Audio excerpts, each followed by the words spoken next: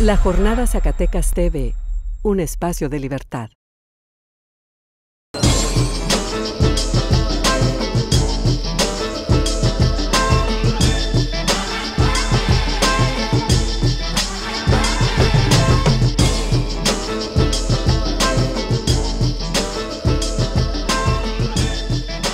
Para hablar de la mina San Martín, de este recuento de votos que sucedió el día de ayer y de las vicisitudes, las irregularidades que pudiste notar. Está aquí Rafa para platicar un poquito de la crónica de lo sucedido. Ayer que viajamos a San Martín, nos dimos cuenta de que sí había un tipo de tensión en la población por el despliegue de seguridad de tanto municipal, federal, estatal. A la entrada del municipio ya se encontraban policías federales, ya custodiando la entrada, llegando también a lo que fue el edificio del DIF municipal, ya se encontraban también los policías estatales con barricadas y tenían cerca de 3 filtros para que pudiera pasar la gente. Mucha gente también, había mucha molestia porque los trabajadores que iban a esa zona no se les permitía acceder y los policías incluso les decían, es que no van a abrir hoy o es que van a trabajar hasta el rato, y muchos se quedaron afuera. Después de esto, lo que también pasó es que a los medios no se nos dejó permitir, no se nos permitió el paso hacia la zona donde estaba la mesa de votación y al edificio del DIF. Se nos argumentaba que le habláramos a alguien para que pudiéramos pasar y no, fue imposible pasar.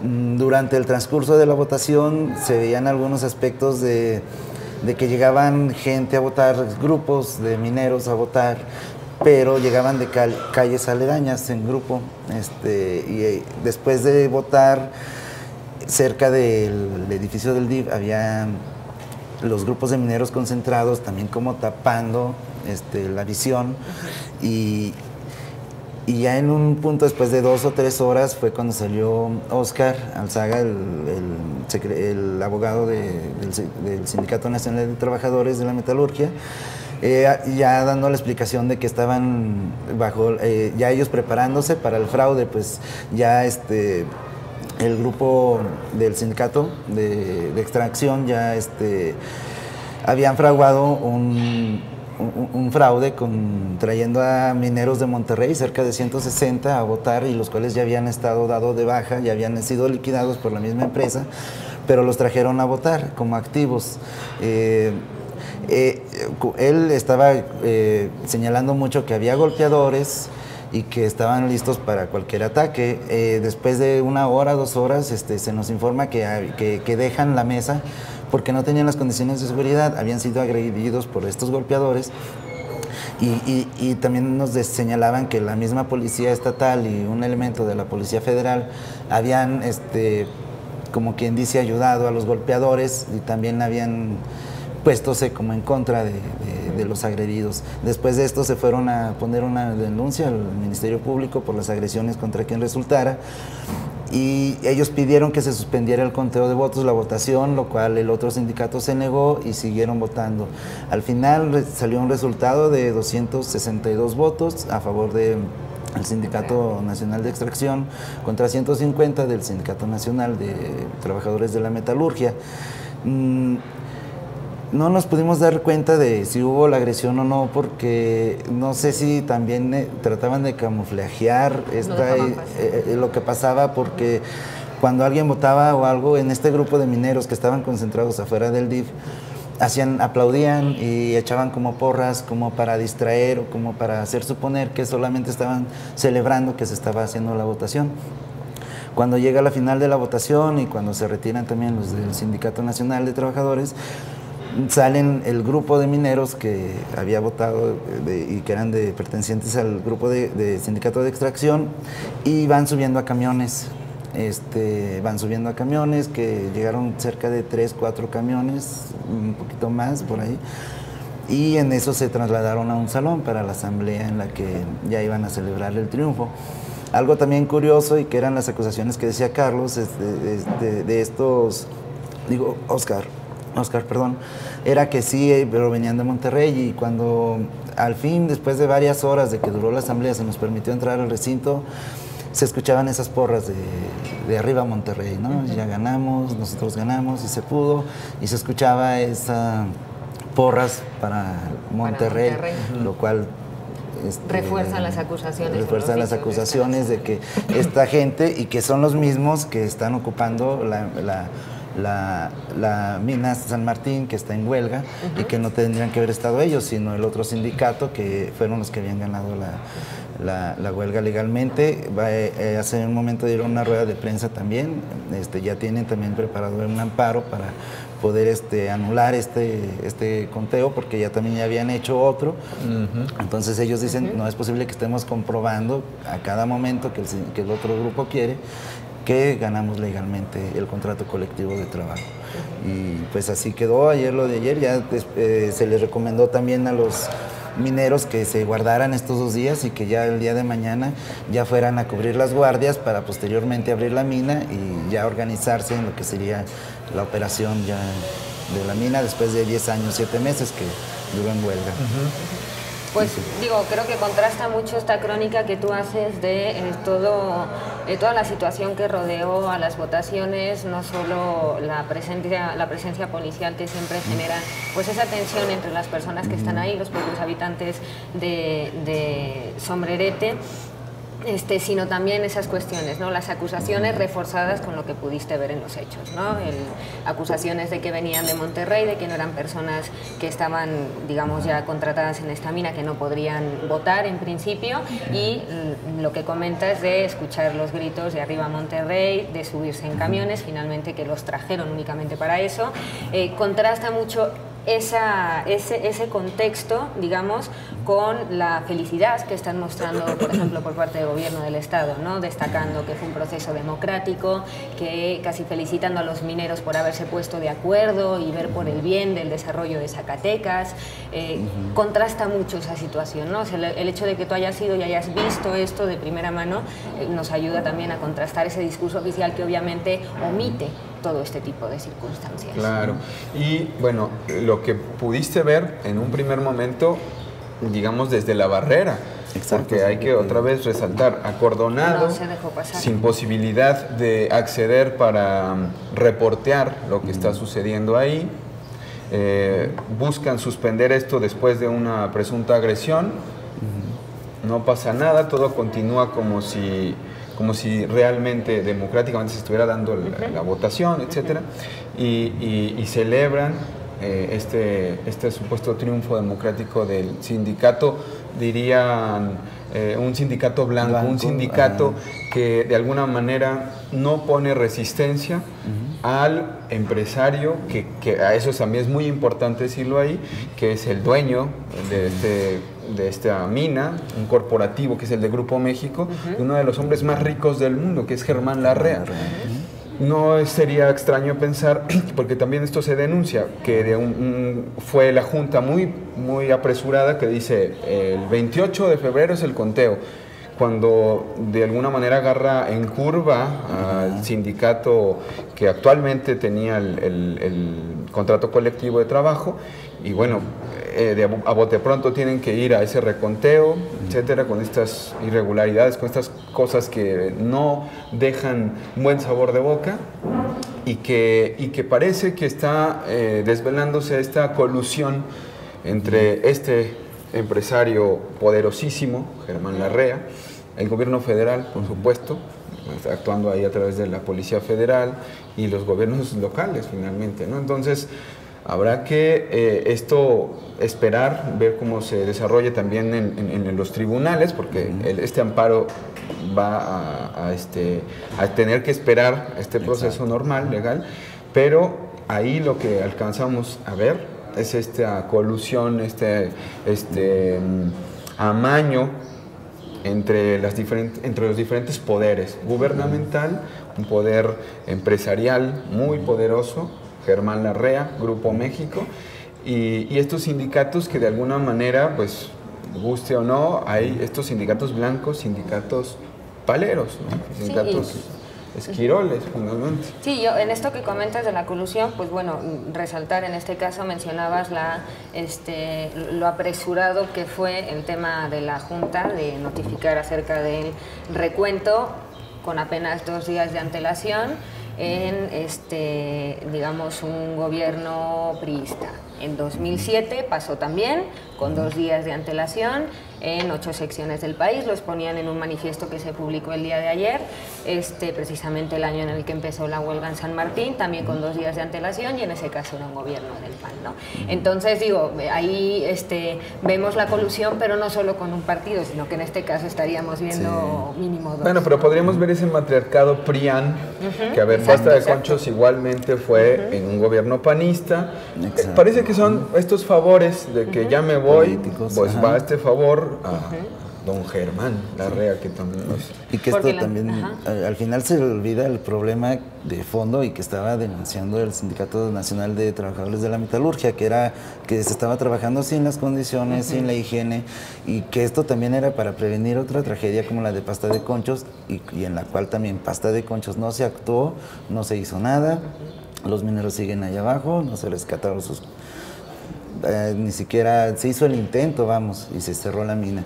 Y esto es lo que se está buscando también, evitar o prevenir que también pase lo mismo, no solamente con el argumento de es que abrir la mina va a traer fuentes de trabajo, se tiene que analizar las demandas y por qué estuvo cerrada 10 años y también bajo las condiciones en las que estaban trabajando los mineros. Y es el colmo, o mejor dicho, es muy irónico que incluso ya los sindicatos canadienses, el gobierno canadiense ahora esté impulsando estas reformas para cuando una minera en territorio que no sea canadiense, en un territorio extranjero, comete una falta ecológica, laboral, etcétera, tenga la capacidad esa minera tenga la capacidad el gobierno canadiense, y el gobierno canadiense ¿no? de resarcir ese daño, resarcir a las víctimas. O sea, sí, el gobierno canadiense y las empresas canadienses van a tener que estar obligadas a hacer eso.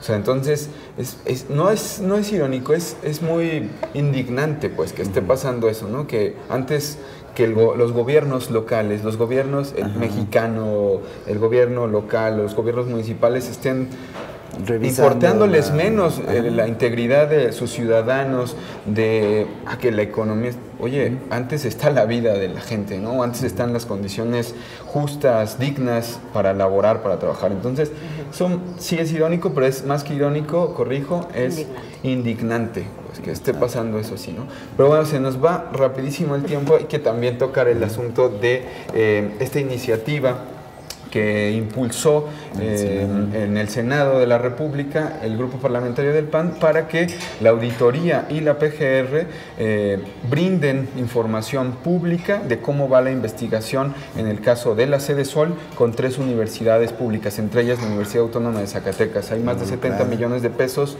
que la UAS no pudo comprobar en estos convenios que firmó con la Sede Sol, en este modus operandi de la estafa maestra. Ya está pues en la esfera nacional, en la máxima tribuna, en el Senado, la Universidad Autónoma de Zacatecas, y no precisamente por un tema destacable en buena elite, ¿no? Sí, ya se habían tardado también en hacer esta exigencia, porque lo que ha sido la auditoría y la PGR no han mostrado avances, no han mostrado ni siquiera el interés por resolver este entramado que se ha hecho de corrupción entre ya ahora sí que dependencias, universidades, entre estos sectores, que pues ya es hablar de algo ya serio, porque ya se están involucrando más instituciones y educativas, que es lo que también, y dependencias como Zagarpa también, que estaban aquí con este desvío de recursos, y creo que sí, lo que ha sido la auditoría y la procuraduría le han dado muchas vueltas, pero sí es necesario que develen todo esto, qué tipo de empresas son, cuáles empresas trabajaban, porque es una forma de operar no solo de la Sedesol, no solo de estas cuestiones. En la legislatura se ha comprobado esta utilización de las empresas fantasmas para triangular recursos. Entonces creo que sí es oportuna, creo que sí ya era hora de que se rindieran estas cuentas, porque es indignante también que ocurran estas situaciones con estas instituciones que deberían estar abocadas a otros temas. Sí, yo creo también que es importante que se esté pidiendo que se publique información respecto de las investigaciones. ¿Por qué? Porque si no, siempre bajo el argumento del sigilo de la investigación le apuestan a que pase y pasa el tiempo y nunca nos enteremos de los resultados. Y ahora me venía a la mente una solicitud que nosotros hicimos con una de las investigaciones que publicamos hace unos años, que fue la del Congreso del Estado y las empresas fachada, que solicitamos, según informaron las autoridades, como en este caso se inició una investigación en contra del Congreso del Estado, se ha pedido información vía solicitudes de transparencia y nunca se ha dado información, nunca hemos conocido si hay resultados, obviamente no los ha habido. Entonces es importante que se esté haciendo ese llamado a que se publique la información de alguna manera para que sea una forma de presión. Y en días pasados, esta misma semana que hablábamos a nivel local, también en una nota acerca de cuáles van a ser ahora, cuál va a ser como la coordinación, las funciones de la Auditoría Superior del Estado y la Fiscalía, el Tribunal de Justicia Administrativa, que van a tener más dientes. Bueno, se replica igual a nivel nacional y esta se podría tomar también como una prueba de fuego de ese sistema nacional anticorrupción tan cacareado que, bueno, veremos si tiene resultados. Esto es una prueba más que de fuego para ver si realmente va a dar resultados ese sistema. Sí. Y la cuestión también política, porque a lo mejor también esa es la... está involucrado Meade, que ahorita es un candidato ya presidencial del Partido Revolucionario Institucional. Está Rosario Robles, que también es una funcionaria del gobierno federal. Y entonces esta cuestión de estos nombres también tiene ese peso en esta investigación.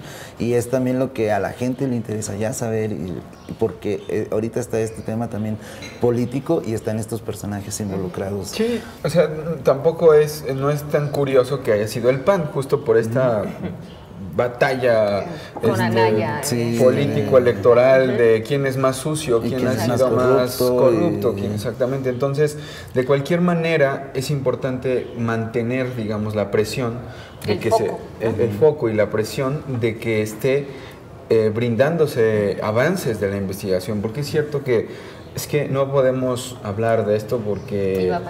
Y va pasando, o llega un nuevo caso y entonces ya, termina por eclipsar a lo... Esto es importante por eso mismo, por mantener el foco, la luz sobre estas investigaciones, y estas investigaciones que deben tener responsables, ¿no? Y que deben de tener un castigo para quien de alguna manera haya cometido un delito, como en este caso pues es corrupción total. Y bueno, ya por último estaremos comentando algo acerca de esta salida del subsecretario Julio César Chávez y la pretensión que tiene, esta intención de participar. No lo dijo abiertamente en la rueda de prensa, pero parece que está más que claro que quiere ser el candidato por Morena en la presidencia, en la elección del presidente municipal de Guadalupe. Entonces, ¿qué decir de este asunto? Algo polémico que se estuvo viendo también mucho en redes sociales. Y mucho lo que se cuestionaba también era con qué calidad moral llega a Morena a exigir un puesto o a un cargo, a ser aspirante a un cargo de elección popular, cuando, bueno, viene del PRD se brinca al PRI, y del PRI ahora ya se quiere brincar para Morena, sin hacer ni siquiera, no tiene ni siquiera... coincide la ideología de Morena con lo que él ha hecho. Recordemos que ha estado señalado por los habitantes de Salaverna de ser quien estuvo hostigando a los habitantes, de ser él quien los estuvo desalojando de sus hogares, amedrentándolos, amenazándolos, sin sensibilidad. Ocurrió esto y él fue el que estaba más señalado porque él se encargó de hacer el trabajo sucio, como quien dice, y entre otras muchas cosas. También cuando se le cuestionó sobre los bonos, yo recuerdo que lo entrevisté para preguntarle si estaba recibiendo bonos durante la campaña de Alejandro Tello, dijo que sí, y cuando se le cuestionó cuánto recibía, nos contesta, se me olvidó, no recuerdo. Entonces son cuestiones que uno se pregunta por qué también Morena decide elegir o cobijar a un personaje como Julio César Chávez, que No sé también qué tanta fuerza política tenga en Guadalupe, pero más que nada por el actuar, por su insensibilidad, por cómo se ha comportado estando bajo como empleado del gobierno.